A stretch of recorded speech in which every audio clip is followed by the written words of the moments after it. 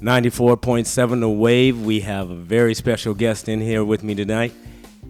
He goes by one name. There's only a few people that can get away with that. He's got to tell us how he can do that.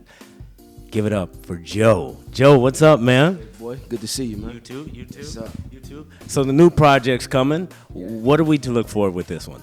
Well, the new project Bridges is dropping June 24th. You can certainly expect the quality of my old school music that I've always put out. Like the foundation, the basis of my music has always been about love, and that's certainly the direction I'm gonna stay in and keep moving. But when you listen at the body of music on the album, it's basically taking it back. It's almost like a cut out of that 70s, 50s, and 60s page, you know. And I'm trying to just bring live music on one side back to it, and great songs on the other level. Great. So the state of the music industry now, has that changed the way you write songs for yourself? No, it doesn't. It doesn't, because I always look at, what if you write strong lyrics, you write something that connects to your audience, you just stick with that. And I pretty much got a format. Just when I write, when I go into the studio and I focus on an album, it's about, okay, what's happening in my life and also what's happening in my friends and family's life and what's going on in the world. So most importantly, if it's not about love for me, you pretty much won't hear me singing about it. You know what I'm saying? Okay, so now as a guy, we have the girl. We put on your music. What do you put on? What do you put on? What does Joe put on? Like, if you bring the girl over, what do you put on? Well, it depends. It would have to be a special request for my own music. But no, I love Sade. Sade is a mood setter for me. And I think it's very, very, her music is so intimate and so delicate in a sense, So when I'm, in a romantic mood, that's exactly what I want to go with. Now, I've worked with a lot of singer-songwriters, and to me, you're one of the best. So you've worked with a lot of people, present or past. Who would you love to work with? What's that dream artist for you?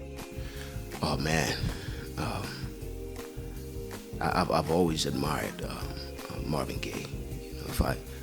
If he was still alive, he would be one of the artists I would love to do a song with.